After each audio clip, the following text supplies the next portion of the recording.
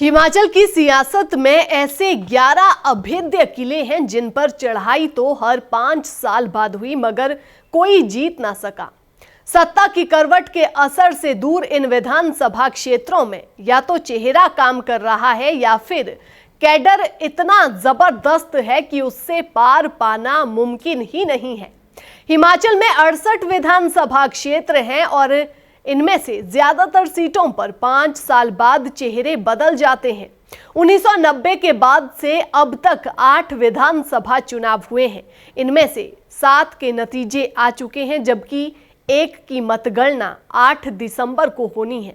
इन विधानसभा चुनाव का गहन शोध करने के बाद 10 सीटें ऐसी सामने आई जिनमें नेताओं ने अपना वर्चस्व बना लिया है।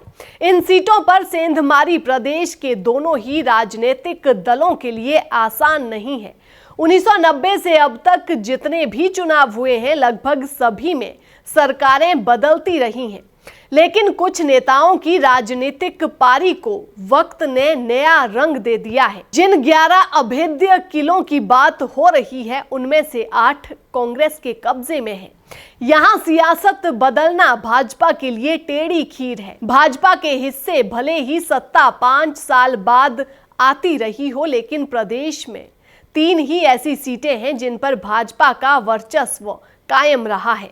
अब इस बार के विधानसभा चुनाव में इन किलों को भेदने पर विशेष रणनीति दोनों दलों ने तैयार की है। शुरुआत करते हैं हिमाचल प्रदेश की धर्मपुर सीट से। धर्मपुर में सिर्फ महेंद्र सिंह ठाकुर का नाम ही काफी है। धर्मपुर सीट पर साल 2017 के विधानसभा चुनाव में महेंद्र सिंह ने जीत हासिल की थी। वहीं जिला मंडी स्थित धर्मपुर विधानसभा क्षेत्र से जीत का रिकॉर्ड बनाने वाले जल शक्ति मंत्री महेंद्र सिंह ठाकुर इस बार चुनावी रण में नहीं है।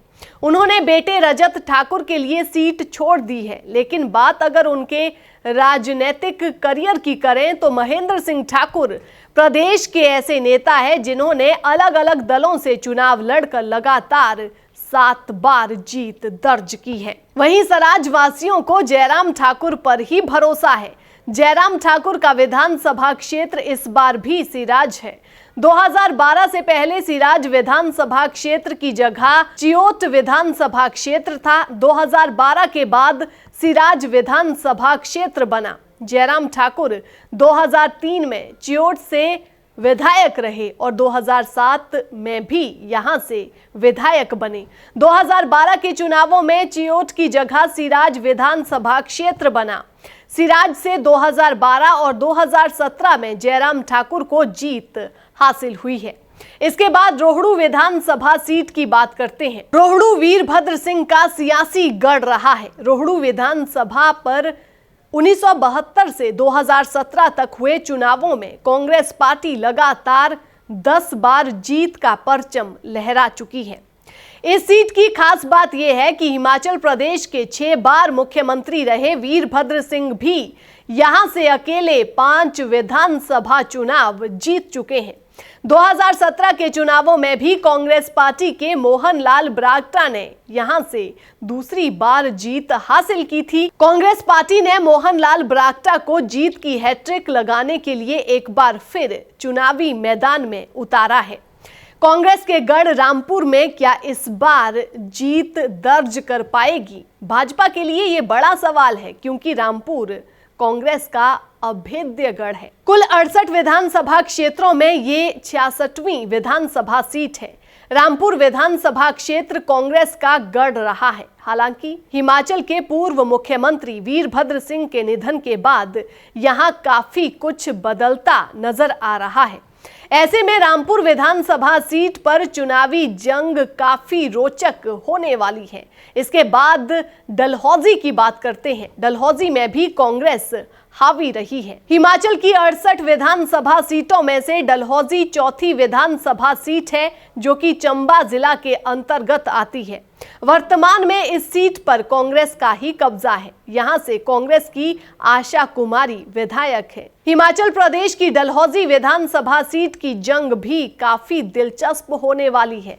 फिलहाल डलहौजी विधानसभा सीट पर कांग्रेस का कब्जा कायम है। कांग्रेस के वर्चस्व वाली सीटों में सिरमौर जिले की और शिमला लोकसभा सीट के अंतर्गत आने वाली शिलाई विधानसभा सीट भी है। कांग्रेस ने यहां 2017 में भाजपा को मात देकर चुनाव जीता था। इस सीट पर जहां कांग्रेस जीत बरकरार रखने की जुगत में है, तो भाजपा वापसी करने की हर संभव कोशिश में है। कांग्रेस के मुख्यमंत्री फेस की दौड़ में हर्षवर्धन चौहान का नाम भी सुनने को मिला है। शिलाई में कांग्रेस की टिकट पर उन्होंने 6 चुनाव लड़े हैं, जिनमें से 5 में जीत हासिल की है। वहीं हिमाचल प्रदेश का हमीरपुर विधानसभा क्षेत्र हमीरपुर जिले के अंतर्गत आता है।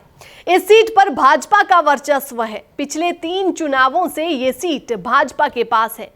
इस बार इस सीट पर रोचक मुकाबला हो सकता है। हालांकि इस सीट पर भाजपा का वर्चस्व रहा है और भाजपा ने इस बार भी सिटिंग विधायक नरेंद्र ठाकुर पर ही भरोसा जताया है। इसके अलावा पंजाब की सीमा से सटे ऊना के हरोली विधानसभा क्षेत्र की बात करें तो यहां पंजाब की तर्ज पर ही चुनाव लड़ा जाता है। विधानसभा क्षेत्र में धन बल के जबरदस्त इस्तेमाल की संभावना रहती है। दिवंगत मुख्यमंत्री वीरभद्र सिंह की सरकार में मंत्री रहे मुकेश अग्निहोत्री यहां से जीत का चौका लगा चुके हैं। अब वे 5वीं बार जीतकर कांग्रेस के खेमे में मुख्यमंत्री पद के दावेदार हो सकते हैं। हरोली विधानसभा क्षेत्र में भाजपा को अब तक ऐसा कोई उम्मीदवार नहीं मिला है जो मुकेश अग्निहोत्री को पूरी तरह से चुनौती दे सके। शिमला ग्रामीण विधानसभा सीट भी कांग्रेस का गढ़ मानी जाती है। ऐसे में इस सीट पर सियासी तापमान का बढ़ना लाजमी है।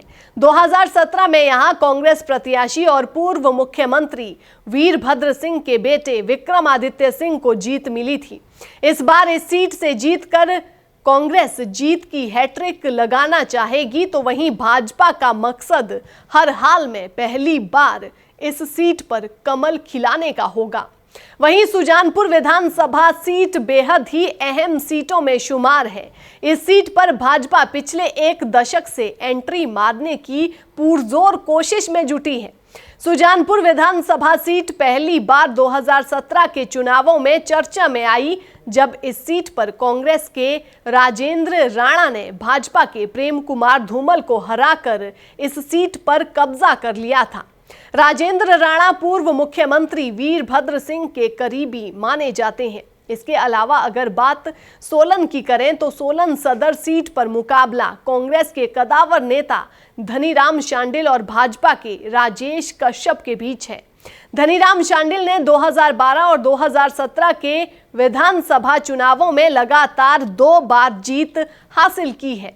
धनीराम शांडिल लंबे समय से राजनीति में है और सांसद भी रह चुके हैं। जीत की हैट्रिक लगाने के लिए कांग्रेस ने इस बार भी उन्हें सोलन से चुनावी मैदान में उतारा है।